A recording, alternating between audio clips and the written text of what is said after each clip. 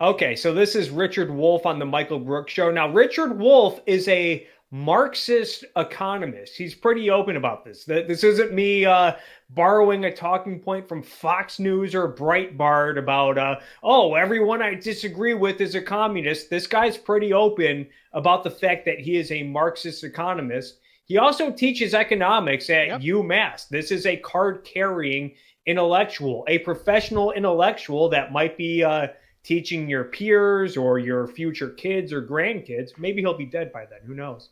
But he teaches people who presumably pay tens of thousands of dollars a year on tuition. And he was on this show talking about what was the Soviet Union. Let's hear what he has to say. And become a wealthy country. They did it. The Chinese have done exactly the same, not the same way, but the same goals, and they did it. And the rest of the world pays a lot of attention since most of the rest of the world wants to do that too and hasn't been able to. All right, now this is the main point of this whole clip. Here we go. Right now, the third part. Did they kill people in the collectivization of agriculture? Sure, they did. Did the Chinese kill people in the struggles after the Great Leap Forward? Yeah, they did. I'm not particularly taken by history written according to how many dead bodies there were. I don't find that a terribly useful metric. Isn't that interesting? This guy does not find body counts, death tolls in communist countries. He doesn't find that a terribly useful metric when analyzing history or analyzing economies. And this is how a lot of Marxists and socialists, they try to sneak their ideology under the Trojan horse of, oh, we care about other people. We just want to build a strong community. We just want to make sure everyone's taken care of. We want to fight for the little guy. And now you have one of their leading intellectuals. This guy is constantly on Sam Cedar and Michael Brooks. Kyle Kulinski is in love with this guy. The Rational Nationals, another left winger who promotes this guy. Hassan Piker gets on his knees for this guy. Oh, body counts, death tolls. I don't really find it a useful metric. I mean, does this guy really sound like someone Well, who cares about the well-being of people? I mean, how can you build a strong community if you don't really take into account death tolls of the history of your ideas being played out in a political realm? well, you are well versed. I don't know how well versed Rucka is with Marxist history or ideology, but I know that you are. So I know you understand that for an actual Marxist, and I'm using the measurement thing here, but for Karl Marx, individuals don't matter. No. Individuals. So when he says I don't measure history by bodies, that's probably the most honest Marx thing you can say. Is that I don't care if there's 10 million dead. Individuals don't matter. As a matter of fact, to get to the utopia of heaven, we have to go through the cycle of sacrificing millions of people to get there. So Yeah. he's probably as pure as a Marxist as you can find in modern times, and in a weird way, that's refreshing because if you want to know how the base of Marxist philosophy works, it's this guy, not other people who are like social Marxists or whatever. This guy, he'll tell you, I don't give a shit that 10 million people died. It doesn't matter. Eventually, we're going to overthrow capitalism to create a superstructure. We're going to go through the cycle 3 more times, and then we'll all be in heaven with God. So he actually does not care about individual lives. He's honest. He's one of those people he's not evading it. He's Well, he can no, be evil, but he's being honest about it. well, no, because in order to collectivize the farms, like what happened in the Soviet Union, eventually people who own those farms, who've owned those farms for generations and worked on them, they don't want to give up their farms. They don't want to give up their land. They're eventually going to push back, and you have to eventually bring in Yep. the soldiers. You have to bring in men with guns to suppress them and to forcibly take their land in the name of collectivization. This was part of the dekulakization program that Stalin enforced, and not to mention his economic plans, which intentionally starved millions of people so that they could trade food for industry, for new technology, so that they could bring the Soviet Union into the 20th century. And not to mention, I mean, the whole ideology is based on class warfare. I imagine from their perspective, they're constantly at war. I mean, they're fighting a class war. It's the bourgeoisie versus the proletariat. And he's probably more outraged over the fact that when you go to work at McDonald's or you go to work at General Motors, your employer is stealing money from you because he's going to use your labor to profit and make more money. So he's going to make more money than what you're paying him, and he sees that as theft and therefore an injustice, and it needs to be corrected. And the only way to go about it is to eventually bring force, whether that's through a violent revolution or if that's voting in politicians who are going to use the force of government to impose their will. He did a. I'm sorry. Go ahead, Rekka. I want to hear what you have to say. He made a video 2 days ago debating was socialism versus capitalism. Wolffe was debating another gentleman, and within the first 3 minutes, he said this. He basically said, Reason TV or Reason Magazine, you guys give out your publication for free. And then he named a Marxist publication, and he says, this publication charges like $2 an issue. And then he basically said, that doesn't really matter, that Marxists charge money and capitalists don't, because you can't tie value to profit. Anyone who understands socialist economics understands that you cannot tie value to profit. And just when he said that, it kind of made all the hairs on my hairy Italian back stand up. I was like, oh God, he really means all this stuff. Man, it's scary shit, dude. Mm-hmm. Now, this is the mainstream. I mean, obviously, saying I don't really care about dead bodies is not, it's the mainstream. Yeah. It's not a civil way to speak, and so there's going to be some pushback, but this guy is the mainstream. No. This is what they teach you in school. This is the sort of premise even in early education, kind of like, I mean, it's everywhere. It's in TV shows, it's in movies, it's in books, it's everywhere. It's in every level of education. It's in politics. Utilitarianism. Mm-hmm. If it benefits the most amount of people, then, and if it works, pragmatism, then it works and it's fine and it's moral and it's the way to look at it.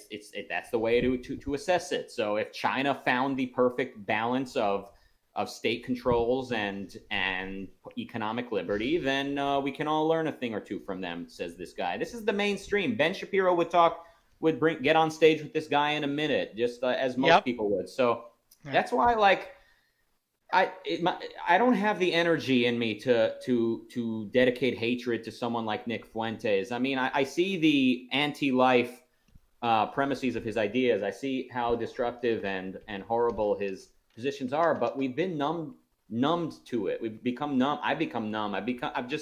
It's everywhere in the culture. And when someone like this is the mainstream, my point here is not that someone like Nick should be debated. Come on, engage with him. Beat bad ideas with better ideas. My point is, this is the culture we live in. These are the premises that are everywhere in the culture. So my point is, guys, the clock is ticking.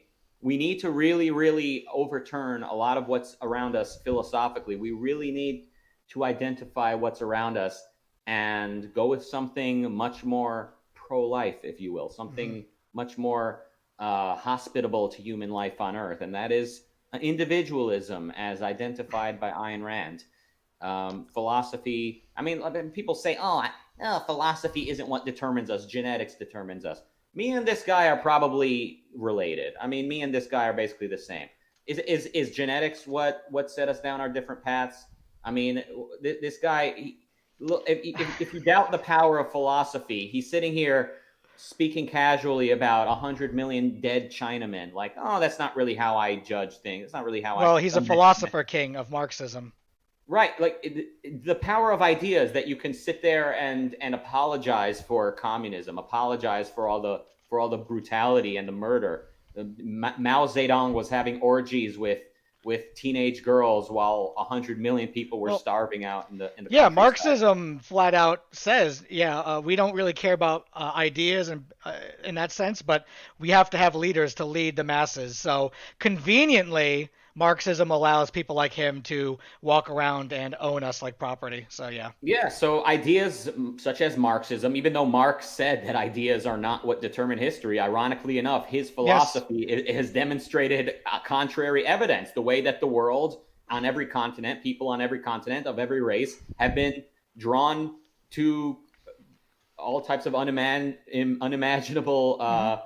destinations by Marxism and by the deeper philosophical Yeah, premises that it Rucka. holds. Work So, that brain, baby. I like seeing that yeah, steam come out of your ears, man. yeah, I'm running out of steam in a minute. If this guy, I mean, this guy just drained.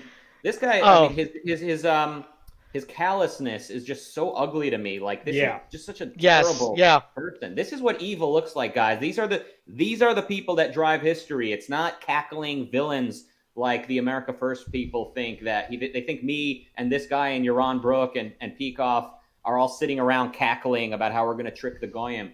Guys, this is right here is who drives his history forward, who drives the world. These types of people, intellectuals, and the philosophy that they espouse. That video that you're playing, it has, I think, 1,200 likes and like 23 dislikes. So, Well, yeah, I mean, they panned. I mean, I'm sure Michael Brooks and Sam Cedar. I mean, they have a mostly left wing audience, Yeah. and they're still, relatively speaking, they're still rather small. I know Cedar has like But 600,000 subscribers, even but when you for- compare him to the mainstream, it's really nothing. But that's and my he's thing, mainly even- He's preaching to a choir, is what I'm trying to say. Yeah, but the choir, even for a choir of leftists, this guy's basically saying, yeah, you know, I was in communist Russia and I saw a grave with 30,000 dead people. Like even like I have Christians in my family, and if other Christians would talk the way like a dark age Christian would, my family go, no, we don't do that. But the amount of people that just agree with this callousness of like, yeah, people are numbers, they're just bodies. As long as it's not me, because I see myself as a future philosopher king. No, it's you. Trust me. The 1,200 people that upvoted that video, you're not him. Trust me, you're in the ditch, paving the way for his dreams. Mm-hmm. And it's also worth pointing out that when you have the right philosophy, and if people are inspired by a rational philosophy for living on Earth, people like this Richard Wolffe become so inconsequential. He really is a flea. It really is that evil is impotent without the sanction of the good. We've made it possible for him, not us three, but society. You know, the vacuum created by philosophers has opened the door for people like this to have influence. The problem is that in a rational culture, this person is inconsequential, and he would probably just go with the flow in a more positive direction ultimately, because he's not a first-handed person. In my opinion, the problem is that capitalism has been so good to the West in the past 200 years that it allowed people to have such comfortable lives that they can get to these positions much easier than if it was 400 years ago. He can. I mean, we're feeding him. He's working off our taxes, off a teacher's salary. He's like a Bernie Sanders. You know? Oh, yeah. Is he a professor? Oh yeah. Yeah, at UMass, he teaches economics. He is the professor. There's people here who have no interest in philosophy. When I was talking about Wolffe yesterday with a friend, they're like, "Oh yeah, we know who he is." Like, no, he's the tits when it comes to economics in America. Yeah, but even if we weren't living in a sort of semi-capitalist society that raises everyone's standard of living, I mean, someone like this could have been a monk in the medieval times. Maybe maybe not because he is a JOO, but in someone with a similar attitude as his could have been a monk, a scholastic, ultimately the whoever are the intellectuals are the ones who shape the culture, and he is that. He is an intellectual, not a good one, but he is one. Want to play this for a little longer? Yeah, if you guys want to still watch it, I mean, he okay. I got something I want to talk about. But apparently people who don't like the Soviet Union and China, they really love it. So they like to repeat that Stalin was a murderer and Mao also. There's truth to that. There were terrible struggles, and a lot of people died, either by military activity or in the byproduct, as usual, the civilians that die. So millions of people died, not because of a faulty philosophy or idea, but because of just the byproduct of military action. No biggie. Just whatever. He's pretty dismissive. Oh, people, when opponents of socialism, when they point to Stalin, they note all the dead people. Well, why do they like to do that? Well, Richard Wolffe does the same thing whenever we're talking about the Gilded Age or talking about capitalism. We're getting there. Yeah. Okay. Yeah. Well, I mean, he does it much worse, but a typical Marxist would probably bring up the the Carnegie strike and how a few people died in that, which it was terrible. I'm about to blow this motherfucker up in 2 minutes because he says something that really pissed me off yesterday. All right, well, let's keep going. We're gonna get there. But Stalin killing millions of people. That's just a byproduct. Byproduct of military action. Whatever. That's the way people on the new right or whatever you call them are talking about the Holocaust when they sort of downplay it. They're like, yeah, look, probably some Germans did some things to Jews at that time. A lot of things were going on, right? So like they kind of like say, yeah, sure, those things happen, but ultimately Germany was a prosperous, good success story. So they sort of they do a similar equation with that too. And my question is, guys, what makes that evil but this right here neutral? What makes that evil but this right here, just a little bit misguided? We need to pick a standard. We need to pick a rational standard. And their standard is altruism. Who cares if 10 million people died? Yeah. It's for the betterment of the human race into a Marxist utopia. If I go ahead and play that. Yep. All right, let's go ahead. Okay, let's face that. Was that good? No. Is that a flaw of the system? Yeah. Did they manage their affairs in a way that caused... So all those deaths were a flaw of the system, the military system. That's what he was talking about. He's not talking about a philosophical system or education. He totally takes the weight and dumps it on the military action. He says, yeah, it's a flaw of the system. Yeah, whatever. Not my system. It was the military system. But we're all these deaths that they shouldn't have. Yeah, probably. But if we're going to use that metric, okay, then let's do it. Oh, let's do it. Let's go, baby. Come on. Stupid in my mind, but let's do it. Yeah, let's go fucking do it. Though, I think I understand, but a lot of people hearing won't understand why. Why is it that stupid? Why is that a stupid metric? Because if you're going to identify deaths during the period of Stalin's government or Mao's, and you want to make a critique of the Soviet Union or a critique of socialism, which is usually what's being done. Okay, so a critique of these systems. So if you want to critique it, let's keep on going. See, socialism. Sort of like recently, socialism, see, Venezuela. So right. As if. I mean, this is what Marx called for. He called for a worldwide revolution. He called for the proletariat to throw off their chains and overthrow all existing social conditions and essentially go to war with the bourgeoisie. And that's what Stalin and Lenin and Mao and Ho Chi Minh, whenever they did their landlord classicides or dekulakization plans, they just thought they were fighting the bourgeoisie, essentially. We're going to get to the critique here, my friend. Well, then you would have to have as the balancer, what deaths could you attribute in the same way to capitalism? If we're going to do history by body count, let's go. And I'm going to do that now, just so you see how stupid this way is. All right, let's go. I make $20 an hour. This guy makes $630,000 a year, and he's a PhD. So let's fucking go. Let's go. The thinking is, right. In the 20th century, there were two world wars: World War I, World War II. They're the worst wars in the history of the human race. Reasonably estimating at least 100 million people were killed in those two wars, even by the usual historical metric. So if you're going to measure a system's worthwhileness by the deaths during its period of dominance and power, socialism is a piker by comparison to capitalism. Just in those two wars, but I'm not done. He's not done. No, he's getting there. Hold on. All right. Both world wars were started by capitalism. Capitalism. Yeah. So Nazi Germany, the National Socialist German Workers' Party, a party who was explicitly anti-capitalist, anti-big banks, anti-big business. They and started this world war. That was because of capitalism? Well, they see it as the government and big corporations work together, and it benefited the corporations, and that to them is capitalism. So to them, Nazi Germany is a capitalist. That's technically fascism, but I wouldn't expect them to know that. Of course I got you. Yeah. Which is why the left equates capitalism with fascism. Yes. All right. You're right. I'm just these guys are so Same dumb. with World War I. I mean, it's amazing that you would say that America was probably the most capitalist country out of heading into both world wars, and they headed into both world wars essentially on the sidelines with an isolationist policy, and even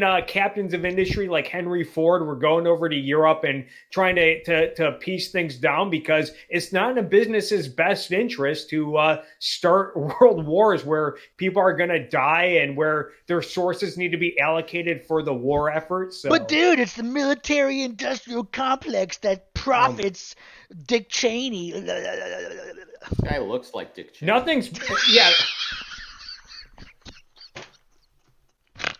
Nothing's more military-industrial complex than fucking communism. Yeah. All right, go ahead, go. Capitalism also is responsible for modern colonial imperialism. I mean, why were millions of Africans ripped out of their society, setting back that continent, I don't know, 100, 200, 300 years? We're still looking at the... Okay, all right. Here's where we're going to get it. All right. I'm going to put this in chat real quick. Okay. Setting back that continent 200 years. All right. So when Europe went to Africa, it basically set them back 200 years. All right. We're getting there. We're getting to the meat of what I wanted to do. All right. We're getting there.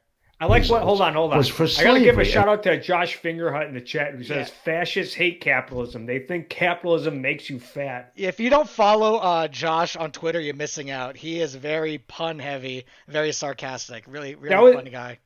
And that was a direct quote from Goering, who I guess said at one point something along the lines of "Guns will make us strong, butter will make us fat," and that was like a justification for taxing fatty foods in Nazi Germany. So he's not wrong. Yeah, from what I slaves were picked. Oh, from what I know, Josh, he is the child of objectivist parents. So if you want the most pure Ayn Rand on the planet, it's that guy right there. He came out the whole Ayn Rand, baby. That's how it works. Yep. Picked up in order to make profit off of sugar and profit off of cotton, and that's what they were brought. They were wrapped up in a capitalist system, making a lot of money but needing laborers, and Africans were unfortunately targeted to do. Okay, so I'm putting this in chat. All right, so capitalism needed labor, right, and he's saying Africans were targeted. All right, we're getting there. All right, we're getting there, guys. Moving on. Beyond words. The first book I ever published, my doctoral dissertation, was an analysis of... This is his doctoral dissertation. You guys listening to this? This is the thing that he worked on, all right? British colonialism in Africa, in the country of Kenya. In those days it was called the East Africa Protectorate. The British arrived in 1895. Wrong. And they did a census. They often did that. There were 4 million, well, that's what there were, 4 million Africans. Wrong. Living in what we now call Kenya. In 1930, they did another census. Wrong. And by the way, this is my own research in the British Museum and the Colonial Library in London, which the Rockefeller brothers paid for.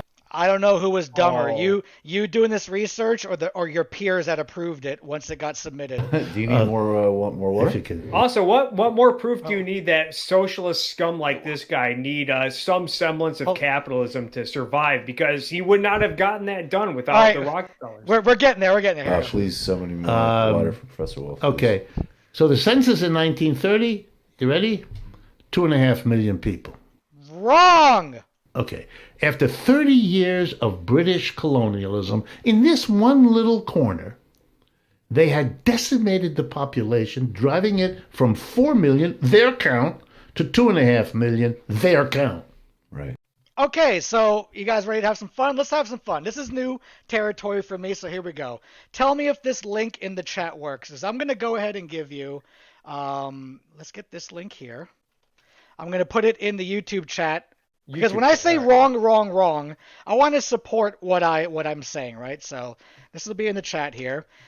Tell me if this works for you guys in the chat. If you see the census of the British Empire 1901, tell me if you see this in chat. Yeah, it works for me. Southern Rhodesia. Look on the left at the bottom, number 30, East Africa Protectorate. Or read that for me, please. No census was taken. No census was taken in the protectorate. The area has been estimated at X square miles and the population in even 4 million. They just guessed.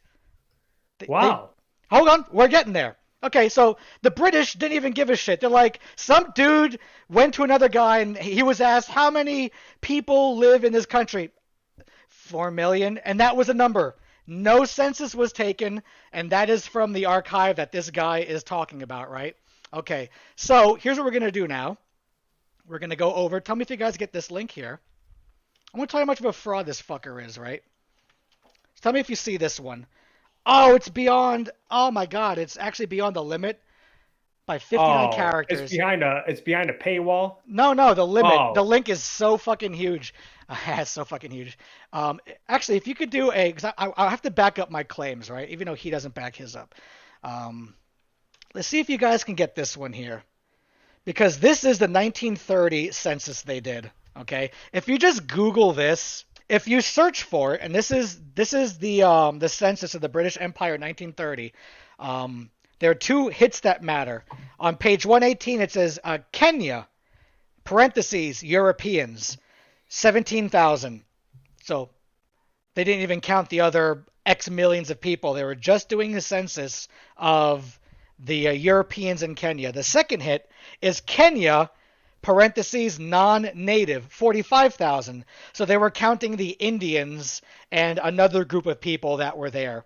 So during the 1930 census, they didn't even take a census of any Kenyans living there. There's no number here, not even an estimate, period. Now, if you go over, this is just, once you go down these rabbit holes, you just can't fucking stop doing this stuff. And I love doing this. If you just see if you could do this right here. I want you guys. I mean, this all puts aside the fact that slavery, as Richard We're gonna Wolffe get there. even.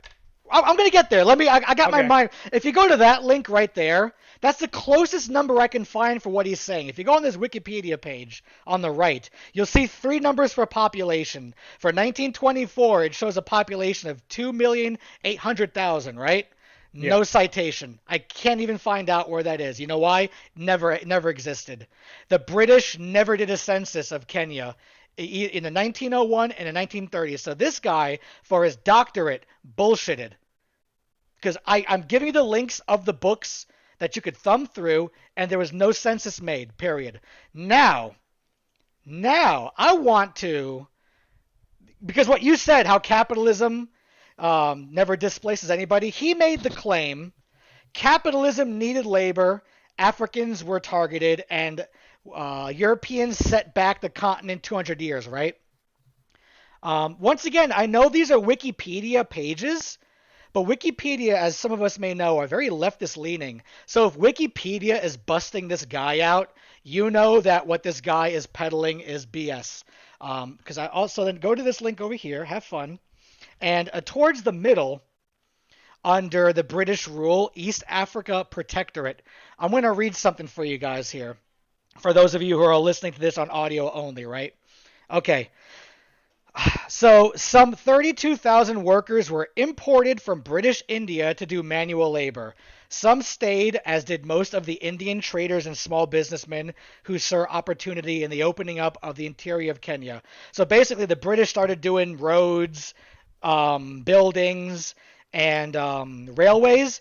Didn't even use the Kenyans. They hired Indians from across the sea to do it. So they didn't even target the Kenyans. So we're going to get there, right? I'm going to go down here a little further, right?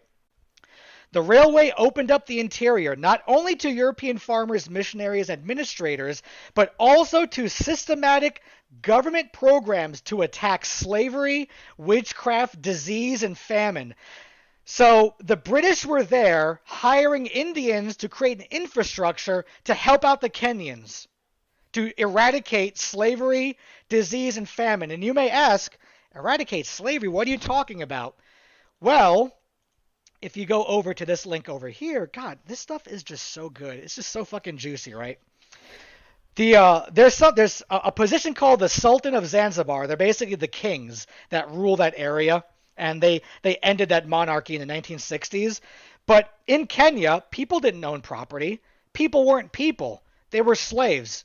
The Sultan of Zanzibar owned you, and what the sultans did is they exported Kenyan slaves around the world, mostly around Africa. So the Kenyans were already practicing slavery. So I want to just just to make this clear on this page here, so while this dude, Bagazi bin Said of Zanzibar, was practicing slavery, he actually started to diminish slavery a little bit. But here's what he did, right? Said Bagarsi had a treaty with the British to help stop the slave trade in Zanzibar, but he was not always scrupulous in his commitment. In the late 1860s, he was suspected of taking money from the slave traders to allow them to continue the practice, and he maintained this double deal for some years. The HMS Daphne liberated 2,000 slaves in the Indian Ocean over many years, many near Zanzibar. June 1873, Dr. John Kirk was acting British consul. If you read that paragraph, this dude basically showed up with a gunship and said, "No, we're done with your slave trade. You're stopping this now. We're going to bomb the shit out of you." And that's when the Kenyans finally stopped practicing slave trade, was when the British showed up and said, "No, you're not going to live like you're in the 5th century anymore. We're going to help bring you up to civilized means." So everything this guy says is literally the opposite of what happened.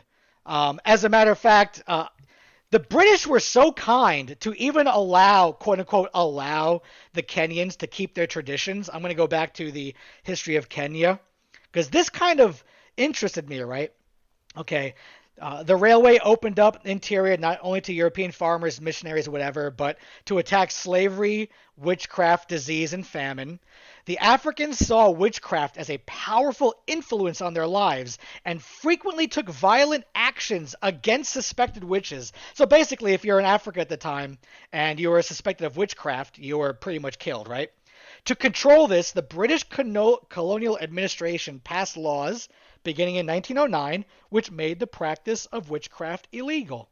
These laws gave the local population a legal, non-violent way to stem the activities of witches. So it's not like the British just went there and said, "You're going to stop practicing your ways." The British said, "Hey, we're here. There's a court system. If Bob accuses Jane of being a witch, instead of going to their house and burning their family down, come to the courts and settle it." So this guy is an insane fucking man, and everything he says is a straight up lie. He gets paid $500,000 on taxpayers' backs to peddle this crap. And that pissed me off so much, is that this falsification of history is permeated throughout colleges, the professors, the education, his philosophy. And even though you have the wonders of capitalism, the internet, to show you the truths of what's going on here, you can look at the book he was looking at. He still manages, through philosophy, to convince people capitalism evil, socialism good. Don't just listen to me. I'm the philosopher king. You don't have to do any research on your own. And it just, every sentence this guy says, you can spend an hour and pick it apart, because nothing he says is right. So I just wanted to just kind of have fun with that one on there. I'm going to get me a drink. But I'm listening. I guess I would just point out here, like, in a state of anarchy, you're going to see despots rising to power and people enslaving one another. That's a state of anarchy. And the Middle Ages, basically, the Dark Ages in Europe, is a state of anarchy, you could say. But what do you mean anarchy? They had kings and queens. Yeah, they had despots. They had dictators. They had people by might, by muscle, taking power and enslaving one another, as opposed to rule of law, as opposed to a court system with written laws that are meant to protect the individual. Now, has that always been done perfectly? Far from it. But the more the West and the more the world has moved towards individualism in law, the more we've seen slavery abolished. To point to, like, the slave trade, even if everything he had said was true, suppose Kenya took place exactly as he said, to say that, the slave trade, that was capitalism in action. No, it isn't. That's not capitalism.